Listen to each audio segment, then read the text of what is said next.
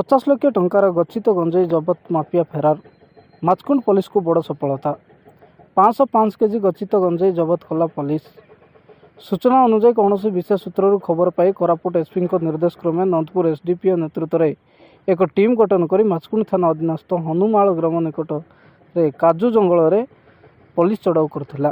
ଅନ୍ୟ ରାଜ୍ୟକୁ ଚୋରାଚାଲାଣ ପାଇଁ ରଖାଯାଇଥିବା 15ଟି ଜରି ବସ୍ତାରେ ଗଚ୍ଛିତ ଗଞ୍ଜେଇ ରଖାଯାଇଥିଲା। ସବୁ ଗଞ୍ଜେଇକୁ ଜବତ କରି ଓଜନ କରିବାରୁ 505 କେଜି 200 ଗ୍ରାମ ଥିବାର ଜଣାପଡ଼ିଛି।